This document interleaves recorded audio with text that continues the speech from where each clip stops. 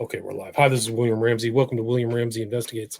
On today's show, I have a very special guest. Her name is Charlotte Dennett, and she just published a book this year, 2022. Title of the book that we're going to discuss is Follow the Pipelines, Uncovering the Mystery of a Lost Spy and the Deadly Politics of the Great Game for Oil. And really a fascinating book, and it ties into some earlier books that I've interviewed the authors within the last 12 months. Those two books, and you can go back and listen to those, are Spies and Traitors, Kim Philby, James Angleton, and the Friendship and Betrayal that would shape MI6, the CIA, in the Cold War. That's Michael Holtzman. And then also Ann Tazewell put out a kind of a CIA memoir about her dad. A Good Spy Leaves No Trace, Big Oil, CIA Secrets, and the Spy's Daughter's Reckoning.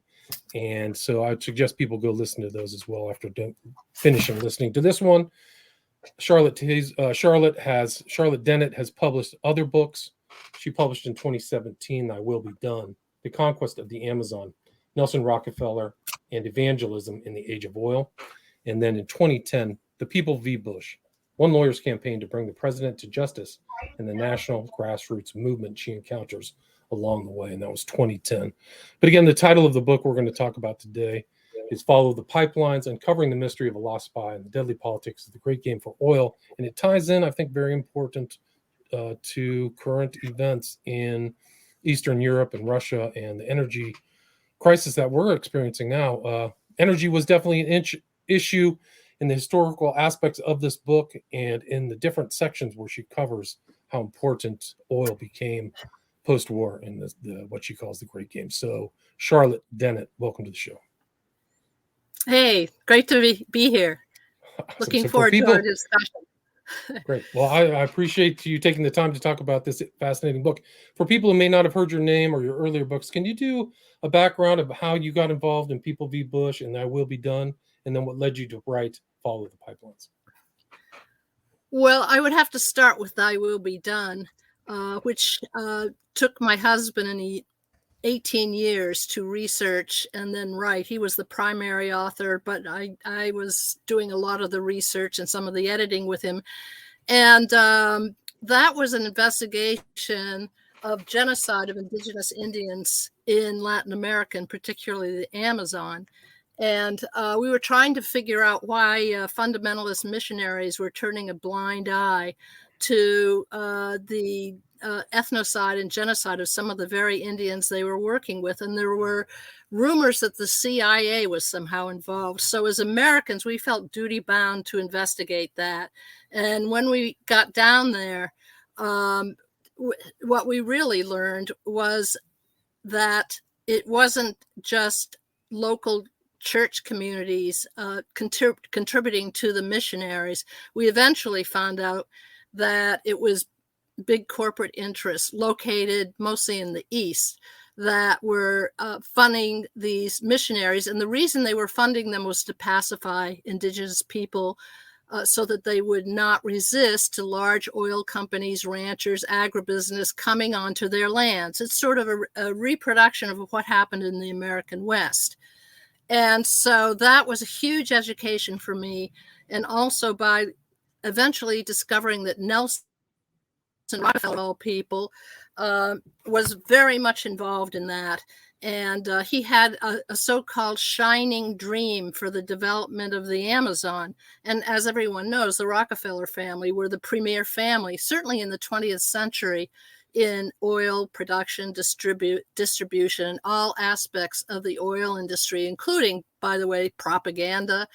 So by getting into his papers in the National Archives and in the Rockefeller Archives, we were able to, what I say, climb to the top of the mountain.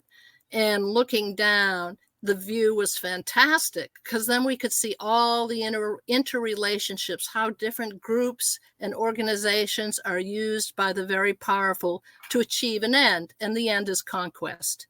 So that book has been called An Anatomy of Conquest, because once you learn the lessons of how Nelson Rockefeller developed the Amazon, or part of it at any rate, and created his own empire in Latin America, you can apply it to other parts of the world.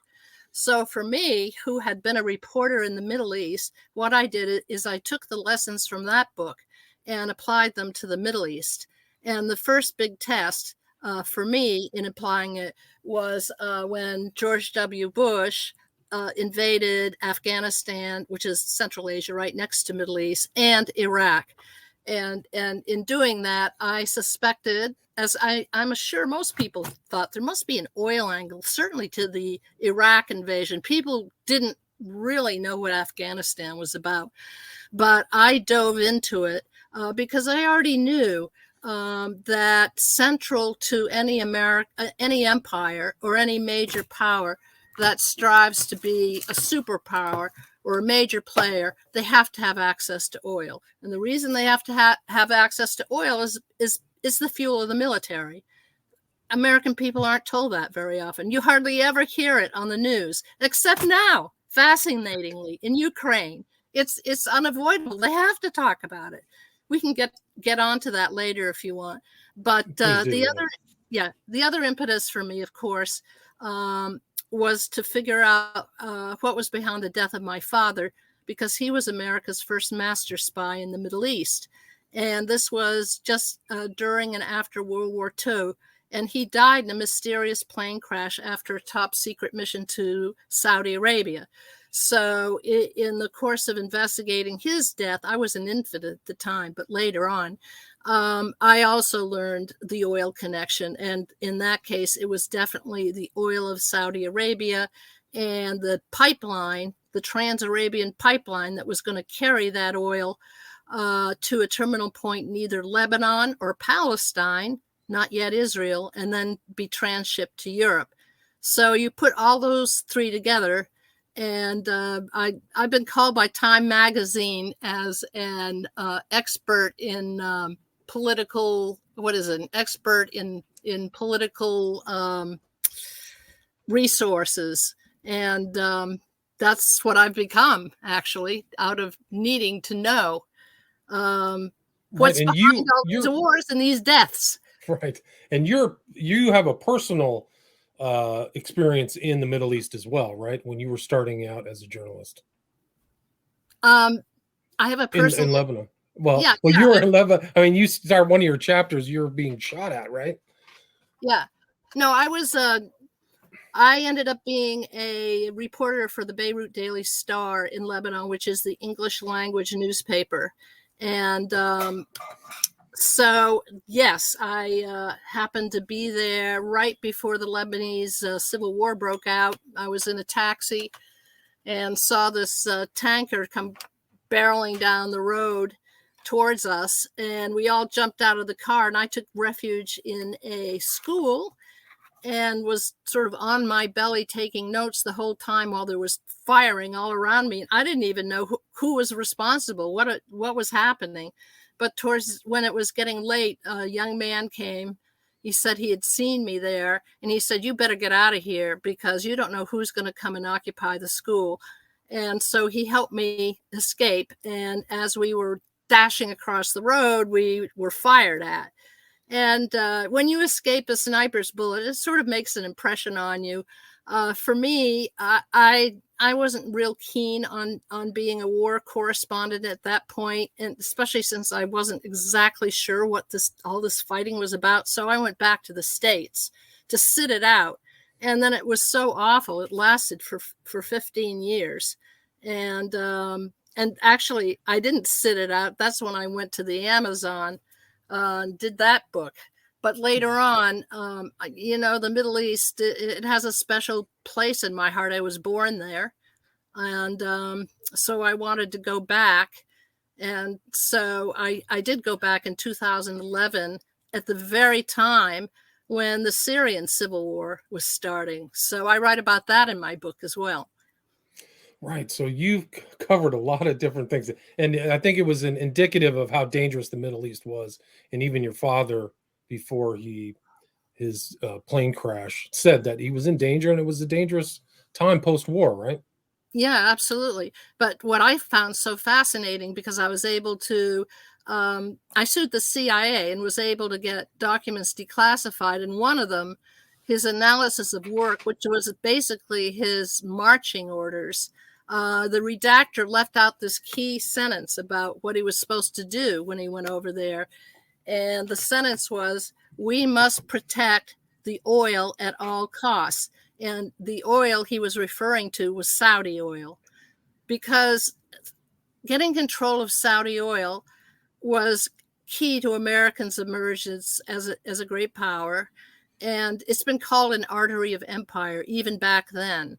And it was also crucial to help Europe recover after the war through the Marshall Plan, and to serve as an alternative to the communist-run coal unions. So it was very crucial, but there was huge competition about this pipeline from no less than our own allies.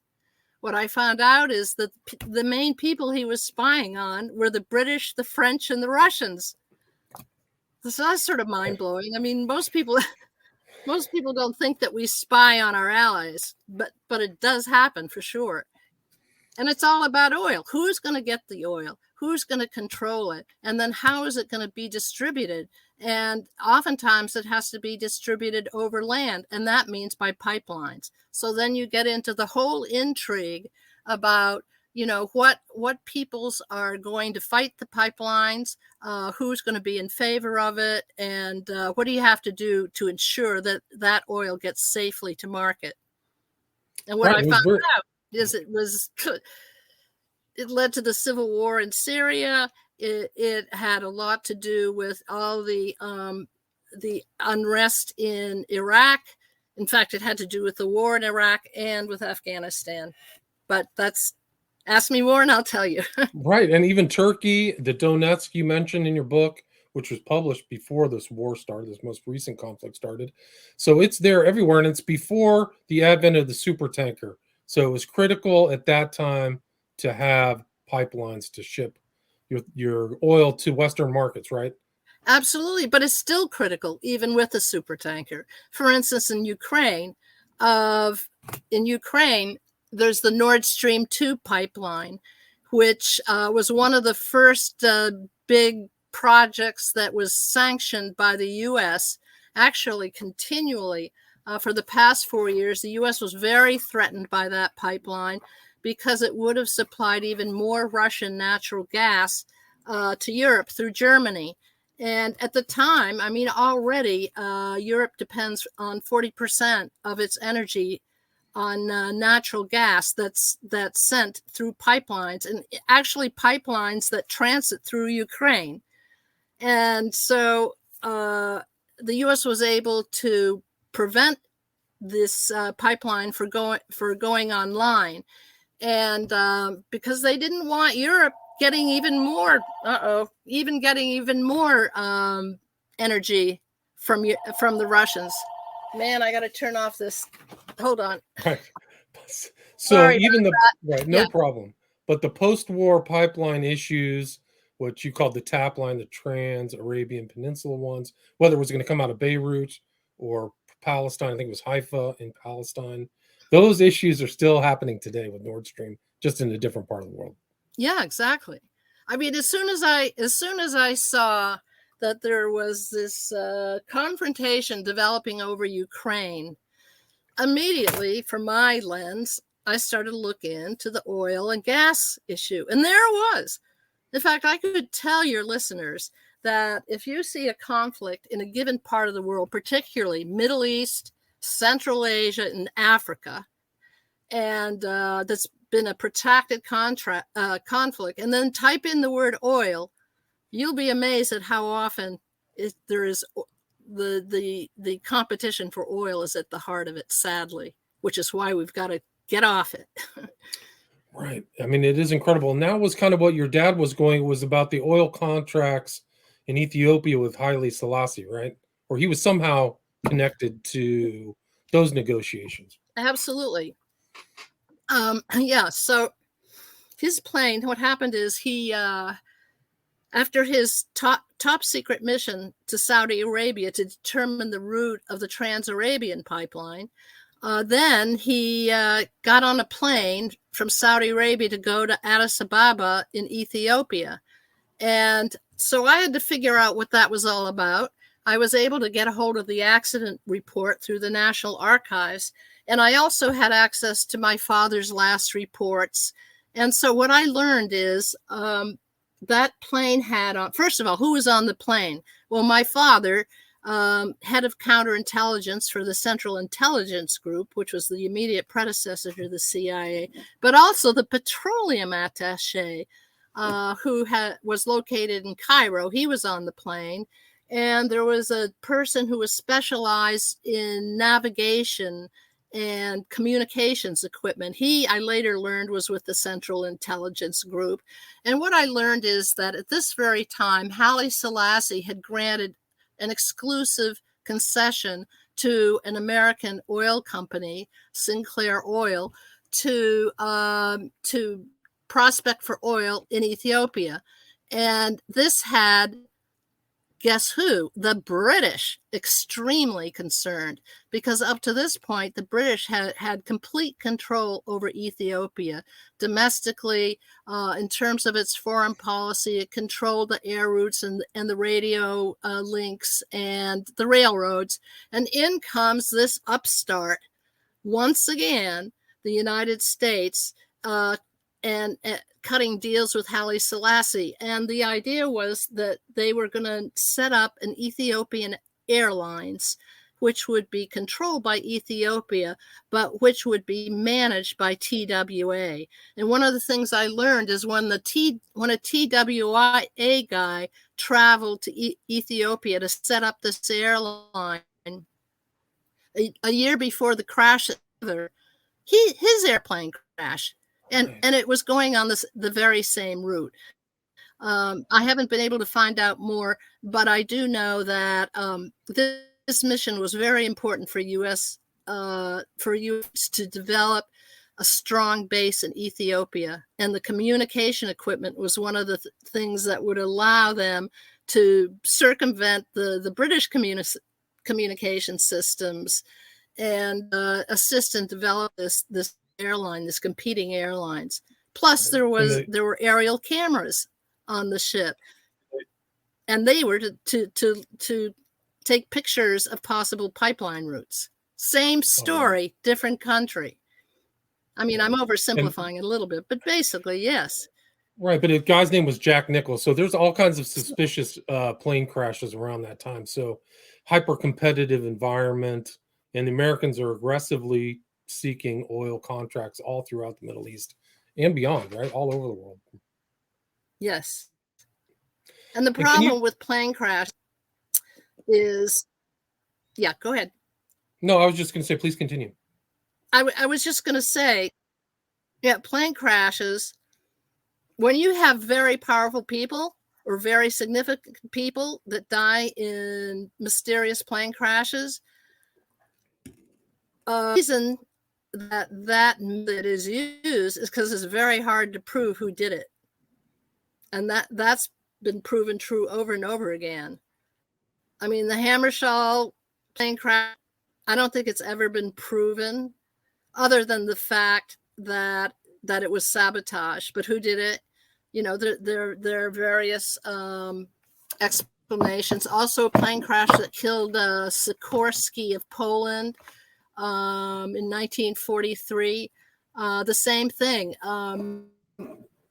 At this time, Kim Philby was stationed in Spain, where I think that's Spain, Gibraltar, where the plane took off, and he's been linked to that plane crash. In my, proof is difficult. Right. Philby is an important part of the narrative of your book because he's around when your dad is in Beirut, right? So I think he was a station chief in Turkey and then in Beirut, right? Philby was a station chief, head of counterintelligence in Turkey. My father was head of counterintelligence in Beirut. So to my mind, they had to have known each other, absolutely, because conceivably Philby was working for the British.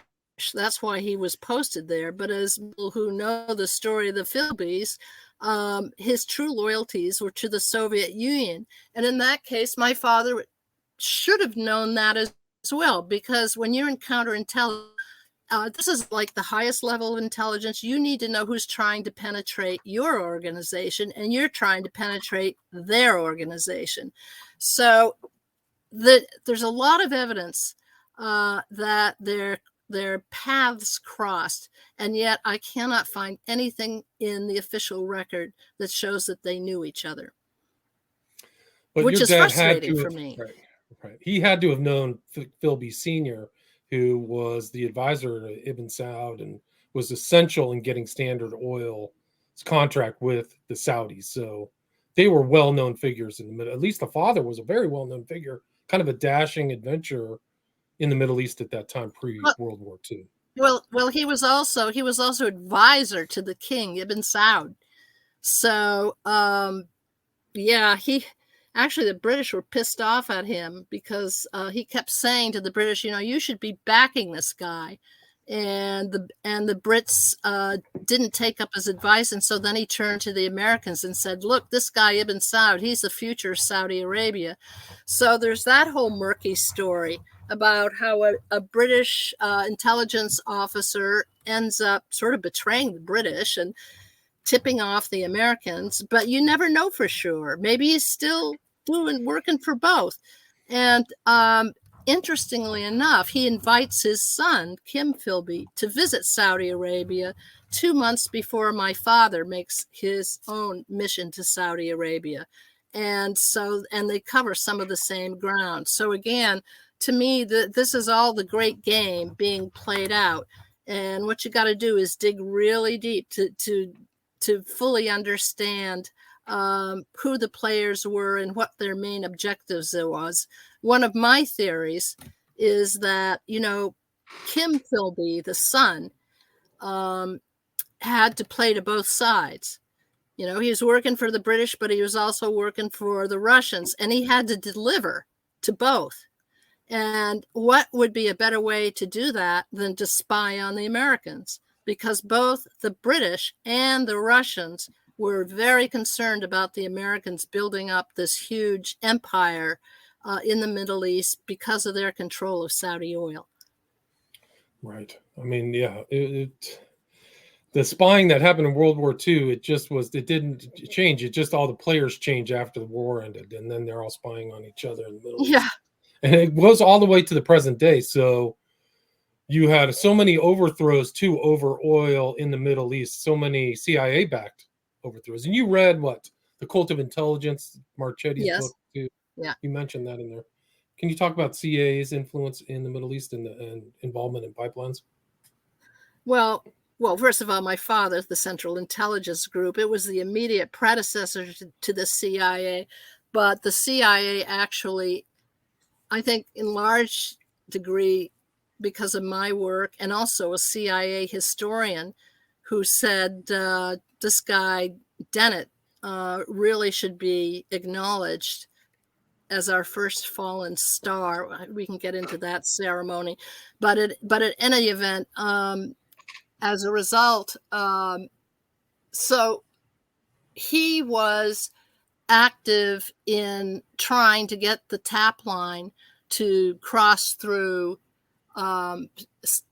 Saudi Arabia in order to terminate in the Mediterranean. And the Syrians back then, 1947, were resisting. And the reason they were resisting, in part, was because they were highly nationalist. And they were opposed to the establishment of a Jewish state in Palestine. So I have documents, in fact, my father's last report, that talks about the frustration of the pipeline company executive, William Lenahan, who's connected with Aramco, who's the American oil company, about how the Syrians are not cooperating. And after my father's death, what happened is they found someone to replace the elected president of Syria. And they did it. It was the first CIA coup ever. It was in 1949. Most people think the first CIA coup in the Middle East happened when they overthrew the elected president of, I'm just suddenly blanking out on his Iran, name. Mossadegh. Yes, sorry. That's 55. Yeah. That's okay. Yeah. And no, the first CIA coup was in 1949. And it overthrew President Kouatly and put in place a police officer who was amenable to letting that pipeline run through Syria, which it did. And guess what part of Syria it also went through? Golan Heights, which is to this day a very contested part of that part of the Middle East, because the Israelis have occupied it. The Syrians believe it belongs to them. And by the way, the war in Iraq, a good part of that was to reopen a pipeline that was built in the 30s connecting the oil of Iraq to Haifa, Palestine. It was closed during the 1948 establishment of the State of Israel, and it was became an issue right before the invasion of Iraq, because Netanyahu, he was then finance minister of Israel, boasted that that the oil was going to start flowing from Iraq to Palestine or Israel again. And he said it wasn't a pipe dream. And the idea they had then was to overthrow Saddam Hussein and put in place an Iraqi exile named Ahmed Shalabi, who, guess what, favored the pipeline. And the only reason that didn't happen is because Shalabi was the creator of the weapons of mass destruction myth. And once that became discredited, he became discredited. And so that plan didn't fall into place. And up to this day, that pipeline has still not been rebuilt, but it might be.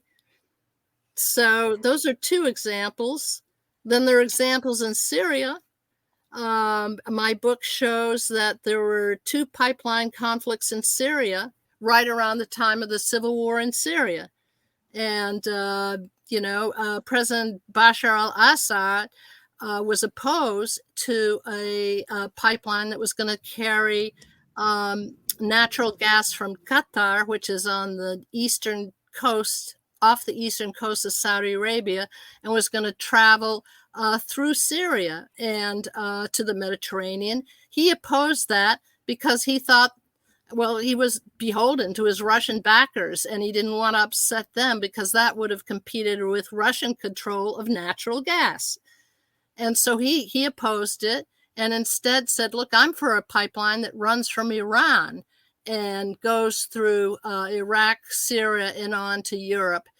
That was the so-called Islamic pipeline. And as soon as he resisted one pipeline and proposed the other, that's when the efforts redoubled to bring about regime change in Syria. And so the civil war became a proxy war, and it was between, guess who, the United States and Russia and their proxy forces. And now we're seeing it take place in the Ukraine with the same proxy forces being used. Same proxy forces and same kind of characters who may have been involved in the Iraq war, right? You mentioned, can you talk about the lead up to the Iraq war has some of the same characters in Ukraine, right? I don't know if you're aware of that. Well, yeah, no, I was reading that oh, wait a minute, you said the Iraq war, not the Syria. Well, because the person is Robert Kagan. I don't know if you know this, but Robert Kagan was one of the neocons who advocated for the overthrow of Iraq, but his wife is Victoria Nuland. Oh, you got it. No, absolutely. I've actually written about that. Yes, that's another link. Yes, Robert Kagan, the neoconservative, was part of the drafting of a project for a new American century. And the new American century was a plan to make the United States the major power in the world, which would mean replacing any competitors, of course, including the Soviet Union. And so they had it all worked out that through the Bush administration, they were going to achieve all these different regime changes in different countries in the Middle East. And then one of the people that was Dick Cheney was very central to this. And as your listeners know, he was the CEO of Halliburton, which supplies all of the equipment that's needed in the oil industry. So he's a major player. And so one of the people that worked for Dick Cheney during that war in Iraq was Victoria Nuland, who today, and she's the wife of Robert Kagan. Oh my goodness. And that you just mentioned, the Project for the New American Century, leading neocon. Now she's there in the Biden administration. She's I think the third in the highest person in the State Department. She's been very much behind the Biden administration's strategy vis-a-vis Ukraine.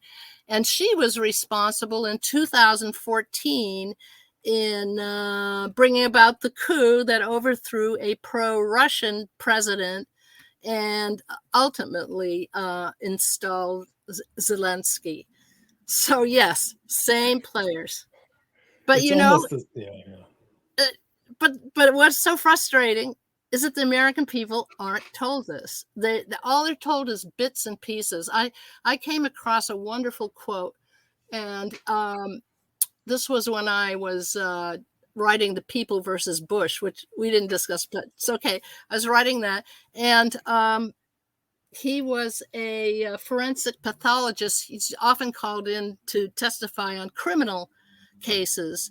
And what he said is that facts in isolation only lead to confusion, whereas facts put into context help you identify the cause of the crime. And that's so true. What's missing in the news context, all the news reports, is the overall context. And that includes historical context, immediate preceding historical context, like 2014 and what happened with that coup. And even going way back to 1992, there's a historical context in which the dissolution of the Soviet Union occurred. But on the basis, there was an agreement between the Soviets and the Americans that if the Soviet Union was going to dissolve, and which meant a lot of these Soviet republics were going to go independent, that NATO and the U.S. promised that they would not advance any closer to the Russian territory. They would not move east, not 1 inch. And that promise was broken by the United States. And there have been people in the State Department who have warned that that was a serious mistake by breaking that promise and militarizing the countries closer and closer to the borders of the Soviet Union. And of course, then Ukraine becomes the tragic battleground for this big war between petropowers, which is how I see it. Well, I agree. I mean, it's all of the importance of this gas and the pipelines is going to affect the economies all around the world. A lot of the price increases that are going to happen for food and things are due in part to the lack of energy, the cheap energy that was coming from Russia, right? Yeah, right. And it's still playing out. I was just reading a piece in the Times today that, part of Biden's strategy was to encourage our allies, namely Saudi Arabia, and even our enemies like Venezuela, to pump out more oil, so that it will compensate for whatever the the Russians do in limiting gas supplies to Europe because of the war, because of sanctions. And boy, they've been hesitant, actually, and even in the United States. American oil companies are hesitant to pump out more oil because they're still very cagey about the price of oil, given what happened in COVID. During COVID, the price of oil plummeted. They lost so much money. It was some seem to be teetering on bankruptcy. These would be mostly independents, not the majors, but they're worried. They're worried about pumping out more oil. I mean, they're making great profits as it is right now, and they don't know what the picture is going to be 2 years from now. So the whole thing is very volatile right now, both in terms of energy security. I mean, all these different countries are scrambling around to figure out what they're going to do. And we really don't know how it's going to come out. Right. And I don't think that the administration, the Biden administration, didn't really know what the consequences of what happened in Ukraine were going to be either, because they asked they asked Saudi Arabia and Venezuela after the event instead of before. Like, they should have anticipated some of these challenges, but they didn't. Well, can you take think so. Yeah, you would think so. Oh, I just saw yeah, go ahead. No, I was just going to say, GP asked, does this connect to the Tricontinental Pipeline, which is in part owned by Louis Bloomfield and funded through Centro Mondial Commercial? Do you know about that pipeline? I do not know about that pipeline, and I would be most interested to find out more. So, I give out my email address. I like to connect with people. So at the end of the show, if he wants to connect with me, I have a website called Follow the Pipelines. And the purpose of it is to really examine pipelines all over the world. And maybe he can contribute to that. It was the previous person, Mr. Rebozo, who had a comment that struck me, but I don't remember. Oh, yeah. The new Belt and Road. Yeah. Well, there's another example. The Belt and Road Initiative is by the Chinese, and they are just making huge advances into Europe, into the Middle East, into Africa, and part of it is building pipelines, part of it is building railroads and infrastructure. So, and I think that has the United States even more worried, the Chinese Belt and Road, than the Russians. So that was a good question, and I welcome more cooperation and communication with other people who know about these issues. And you did a lot of research to look into. You're always in the archives with your husband, or finding old documents in your family's attic or things like that. Can you talk about how you compiled all the information to put this book together? Well, first of all, it's been done over years. And so in different book projects that ended up not materializing. And so what eventually happened is that we decided it was going to be a major book called The Kingdom and the Power. But what happened is we lost our contract with HarperCollins, ostensibly because we were late. But I can tell you that we are no strangers to having our books suppressed. And so that if a publisher really backs a book, they don't care if you're late. They make adjustments all the time, but they use it and as a reason for why they were going to cancel that contract. So then what were we going to do? Well, we decided to do two different projects. I was going to focus on my father. Jerry was going to focus on the subject, a very interesting subject, which I will call Oil and the Holocaust. If you want to pursue that one a little bit later in the show. But at any rate, and that's still going. Meanwhile, I really wanted to know more about my father. That really interested me. And so when all these endless wars were happening, I kept seeing these pictures of bombed out cities. I mean, you see it in Ukraine. You never saw it as much as what happened in the Middle East, in Iraq or Afghanistan. You never saw the civilian casualties like you're seeing now in Ukraine.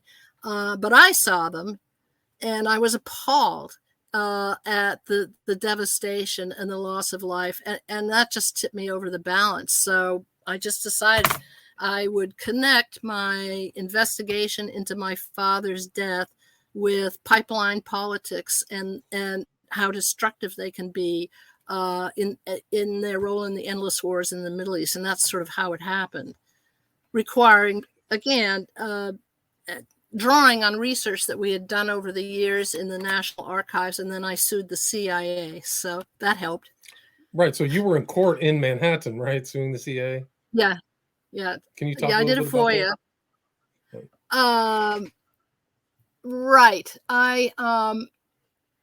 They reject I filed it in federal court in Burlington, Vermont, where I live, and the judge rejected it, and then I appealed, and I got into federal court in New York, appeals, Second Circuit, and was there and made my case for why I wanted this case to proceed.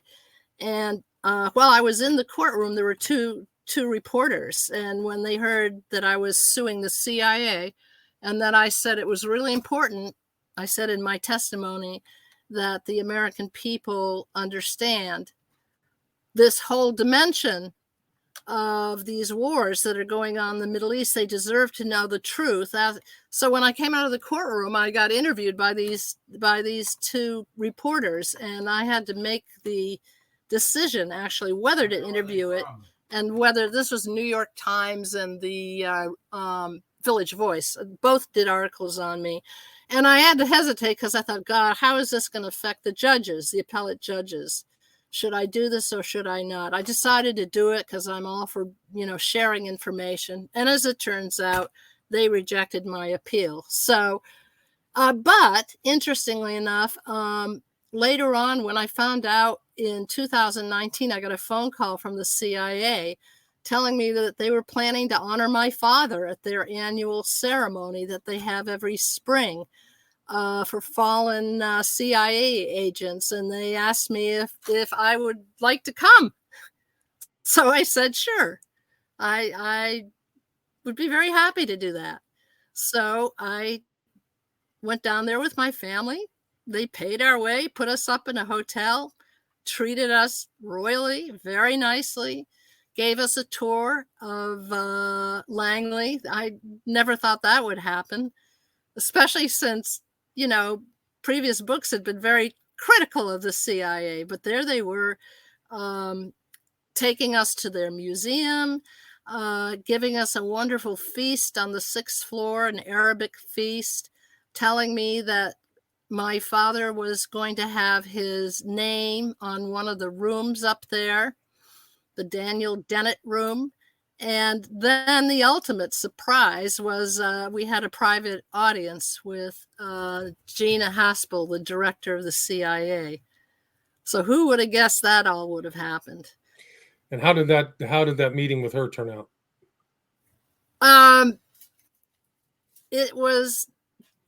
What can I tell you? It was very nice. It was nice. She was very genuine.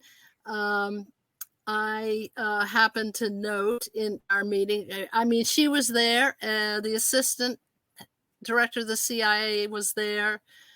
Some of the historians who were working with me in telling me they were going to get me more documents were there. And then my family, my husband, my brother, his wife, and my sister.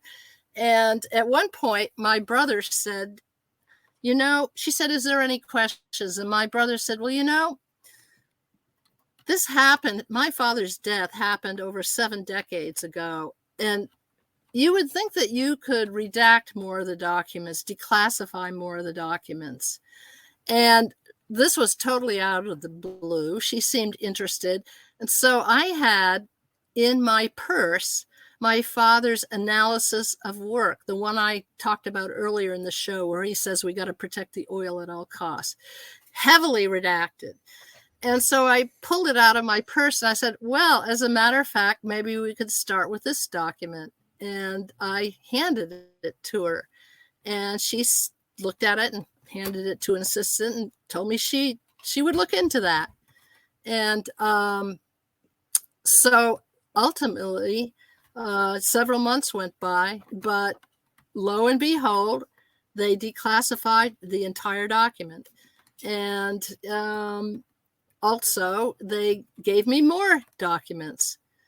So, and I still haven't even had the time to probe and explore all the documents that they sent. There's still some that have not been turned over.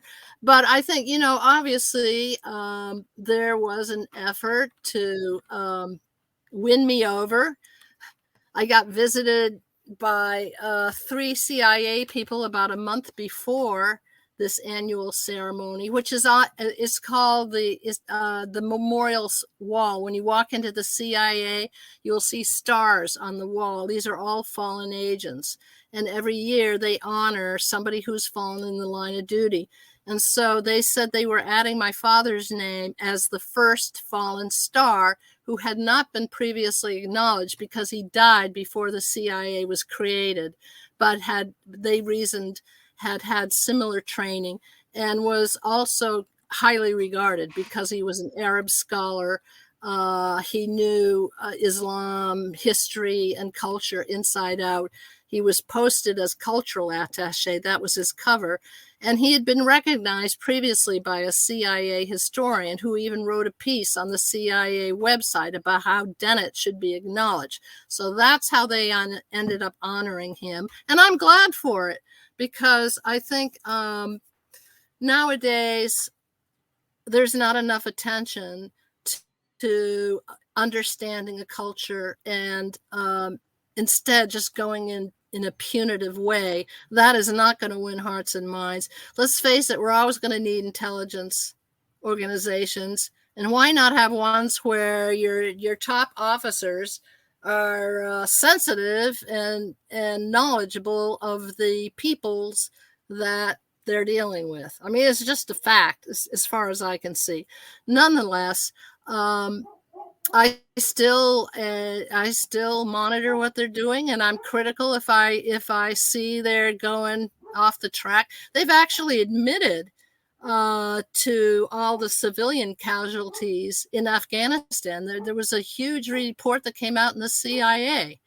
So you would think that there would be some reforms in how they do things, and I was assured that my father would be looked upon as a role model. So I can take some satisfaction on that. And I know that he was very devoted to democracy.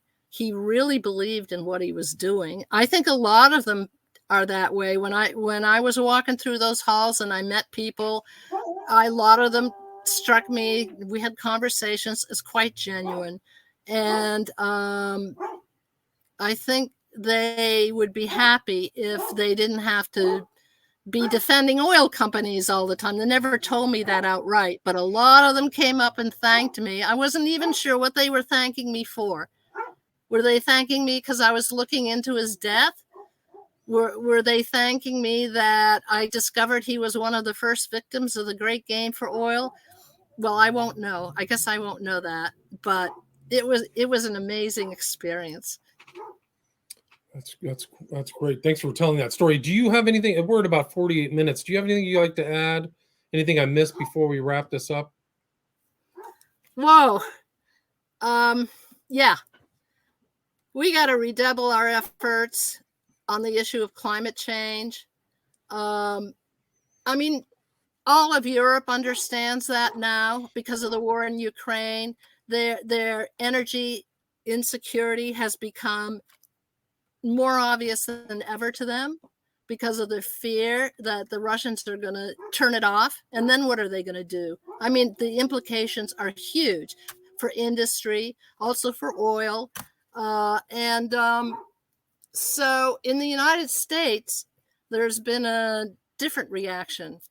Well, the Biden administration has been going against all of his promises to bring about alternative energy by opening up leases on public lands and doing the drill baby drill mantra with the oil companies.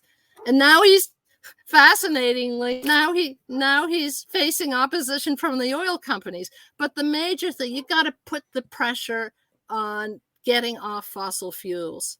Once you do that, well, then we have to worry about lithium, which is one of the main sources for electric cars, for instance, the batteries.